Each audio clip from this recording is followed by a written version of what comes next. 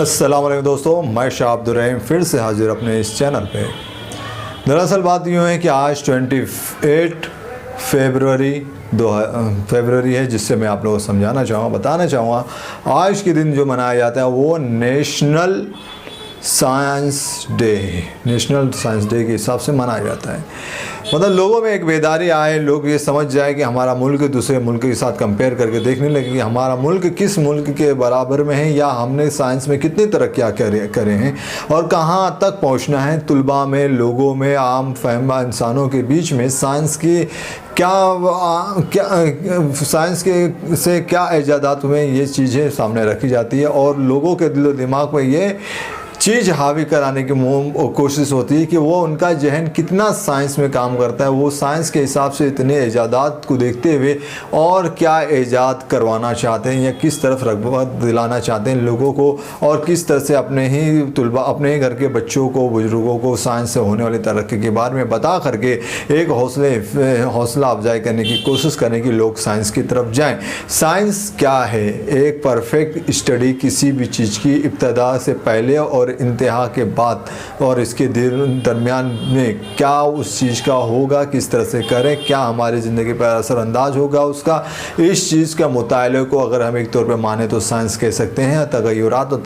तब्दीलियाँ जो आती रहती हैं उस चीज़ को हमें निगाहों में रखते हुए काम करना होता है, उस चीज़ को हम साइंस एक तौर पर मानते हैं। एक सिस्टमेटिक, एक उसूली तौर पर काम कारगर करने वाली किसी भी चीज़ को हम साइंस के दर्जे में लेते हैं, जिससे हम कुछ नई चीज़ ईजाद कर सकते हैं। एक ठहरी भी हो लेकिन उसमें ईजाद करने का जो मुश्किल, जो ताकत, जो कोशिश वो जारी हो।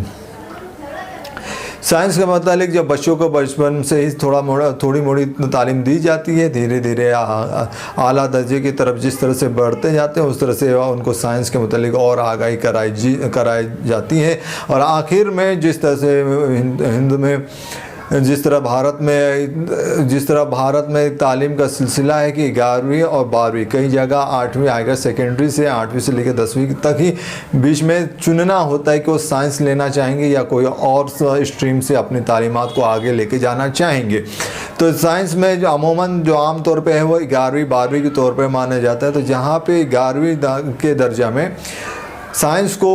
दिया जाता है तो उसमें चार ख़ास तौर पे मजमून होते हैं। एक होते हैं रियाजियात, मैथमेटिक्स, दूसरा फिज़िक्स, तीसरा केमिस्ट्री, चौथा जो होता है वो होता है बायोलॉजी, जिसके अंदर जूलॉजी, बॉटनी दोनों मिक्स होते हैं। और ये जो सब्जेक्ट हैं, अगर कोई चीज़ नई ईजाद होती है तो उस नई ईजाद को इन तीनों मजमून के या सब्जेक्ट्स को रखते हुए उसके ऊपर नज़र रखी जाती है कि उसका असर कौन सी फील्ड में, किस मियार तक, किस हद तक, किस तरह हो सकता है। सब में पहली बात यही हुई।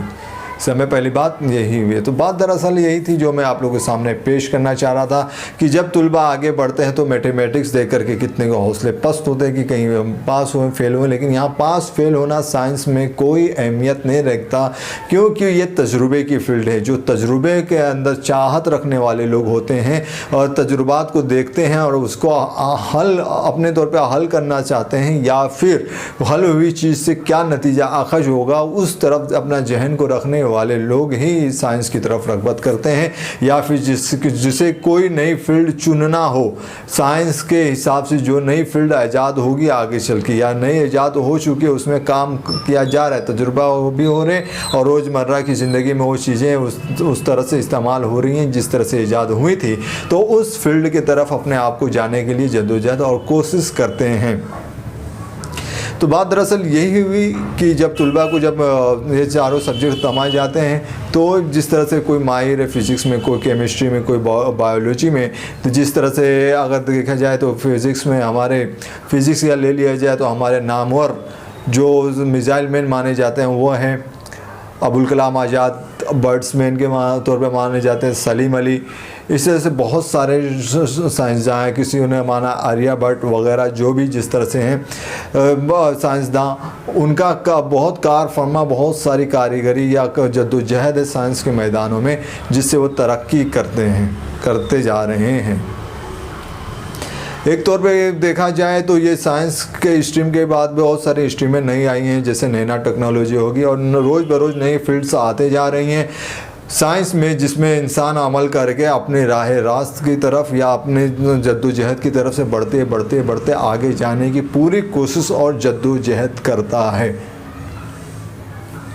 यही बात इसमें है। जिस तरह से अभी आपको बता दूं तो जियोलॉजी भी हो और जलजिले के वक्त आने वाले हरकत को नापने वाले भी आलात तैयार किए गए हैं और मिसाइल्स वगैरह, बंदूक वगैरह जो चीज़ें तैयार होती रहती हैं साइंस ही की तरफ से तैयार होते हैं। नए नए कंक्रीट तैयार की जाती है कि दीवारों के ऊपर केमिकल का जो रिएक्शन हो, आग वगैरह लगने से दूरी रहे, उस तरह से केमिकल का तयन भी होता है। बहुत सारी चीज़ें, छोटी से बड़ी चीज़ें जो है वो कमाल की चीज़ें साइंस की, जो साइंस की तरफ से ईजाद हुई। लाइट, इलेक्ट्रिसिटी, बल्ब या फिर और कोई और चीज़ें हो, हॉर्न हो, साउंड हो, ये फिज़िक्स, केमिस्ट्री वगैरह ही के बीच में के बीच में चलती फिरती हैं। अगर एक चीज़ जो फिज़िक्स की तरफ से तैयार होती है तो उसको देखा जाता है कि बायोलॉजी या इंसानी जिस्म या नबातात पे उसका क्या असर होगा और उसके अंदर केमिकल का कितना, केमिकल्स वगैरह जो हैं उसके असरअंदाज कितने होंगे, उससे क्या क्या रोनुमा हो सकता है। तो जिस तरह से मैंने आपके बीच में बताया कि मिसाइल मैन ऑफ इंडिया, जिस तरह से आप APJ अब्दुल कलाम, अब्दुल फ़ाकर जैनुल आबिदीन अब्दुल कलाम, ये इनका पूरा नाम था। इन्होंने अपने विंग्स ऑफ फायर, एक किताब इन्होंने लिखा था विंग्स ऑफ फायर, और एक बार ये गए थे विज़िट करने वर्जीनिया में, जहाँ पे नासा का वो है तजुर्बा गाह है, जहाँ उन्होंने एक तस्वीर देखी। उस तस्वीर के हिसाब से वो पाया कि जिस तरह से रॉकेट का हमला किया जा रहा है किसी पर, वो फ़ौज यहाँ वहाँ हो रही है। तो बाद में उन्हें पता चला कि जो रॉकेट के मौजूद जो ईजाद करने वाले हैं वो उन्हें टीपू सुल्तान के तौर पे नासा वाले देखते हैं, और जो रॉकेट्स वगैरह का इस्तेमाल कर रहे थे वो हैदर अली और टीपू सुल्तान की तरफ मंसूब होता है। उसके बाद हिंदुस्तान में जो मिसाइल मैन के तौर पर माना जा रहा है उन्हीं को जो ये तस्वीर वगैरह देख करके समझे थे, उन्हें अब्दुल फ़ाकर जैनुल आबिदीन अब्दुल कलाम के तौर पे जाना जाता है। इसी तरह से बायोलॉजी, अब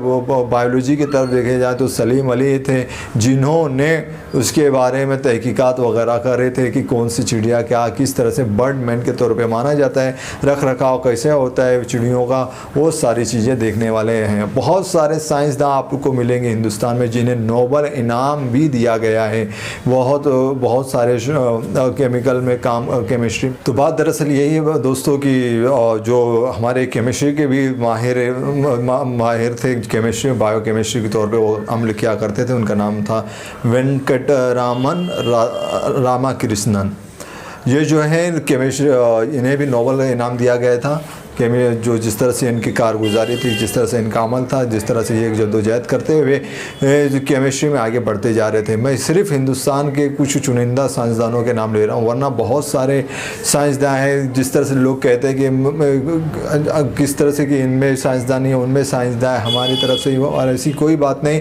अकल जिसने जद्दोजहद करती है, जिसकी उस हिसाब से उस मियार से वो अपनी बात रखता है। तो यही बात आज नेशनल साइंस डे थी, तो लोगों को तरगीब दिया लाया जाए कि रोज़ ब रोज़ जो तरक्की हो रही है वो साइंस की तरफ से हो रही है और साइंस में तरक्की हो रही है, जिसकी वजह से इंसानी ज़िंदगी में तब्दीलियाँ आ रही हैं। जहाँ पे 10 मज़दूर काम करते थे, वो मशीन वगैरह की तकनीक की वजह से बहुत कम मज़दूर वहाँ पे काम कर रहे हैं। कुछ मज़दूर तौर पर देखते थे, लेकिन एक ही तरफ तरक्की नहीं हो रही, साइंस की चारों तरफ तरक्की हो रही है, जिससे लोग बढ़ करके उस तरफ राग़िब हो रहे हैं और उन्हें एक तजस्सुस पैदा करने का दौर आ चुका है कि लोग साइंस के अंदर अपना कदम बढ़ाते चलें और आगे चलते चलें, कोशिश करते रहें। साइंस ऐसी फील्ड है जहाँ पे हर एक के लिए दरवाजे ओपन हैं, न कि किसी के लिए फ़िक्स बता दिया जाए कि और वो जा कर के उसकी सिर्फ गुलामी करे। इस तरह से कोई नहीं, यहाँ पे हर कोई खुद रिसर्च करता है, खुद टेक्निक का इस्तेमाल करता है और आगे बढ़ते चले जाता है। तो बात यही है कि आने वाले जो नस्लें, जो लोग हैं, उन्हें इस तरफ रग़बत दिलाई जाए साइंस की तरफ, ताकि वो साइंस में तरक्की करते हुए आगे बढ़ते चले जाएं। साइंस बहुत बड़ी फील्ड है, अभी नैनो टेक्नोलॉजी आ गई है, उसके अंदर भी है बायोलॉजी में जेनेटिक इंजीनियरिंग के कुछ साल पहले बुलंदी पे चढ़ गया। जिस तरह से बहुत माइक्रो बायोलॉजी हैं, जिस तरह से एस्ट्रोनॉट्स वगैरह के तालीम हासिल करने के लिए, एस्ट्रोनॉट बनने के लिए जो तालीम फ़िज़िक्स के अलग अलग फील्ड्स आ गए हैं, और सैयारों सितारों के ऊपर तहक़ीक़ की जाती है। जहाँ पहले मुल्क सिर्फ चाँद तक जाता था, चाँद से आगे और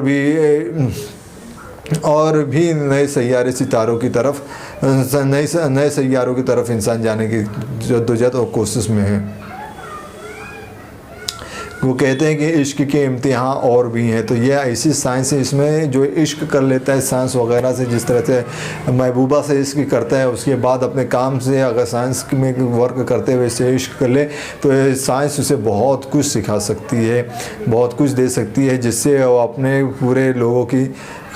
देखभाल करते हुए मुल्क और मिल्लत का नाम रोशन कर सकते हैं। ये बात है, और मैं यही चाहूँगा कि हर किसी को एक दफ़ा साइंस के किसी न किसी फील्ड का मुआयना करना चाहिए। जिस तरह से आज सिर्फ कंप्यूटर साइंस की तरफ लोगों का रुझान है, जो आईटी के हिसाब से देख कर के लोग इस तरफ से चलते हैं और उसमें तरक्की करने की कोशिश करते हैं।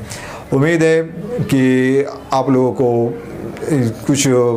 तजस्सुस महसूस हुआ हो, आगे बढ़ के देखने की चाहत हो। आप देख सकते हैं ये वसी फील्ड है। तो आज है नेशनल साइंस डे,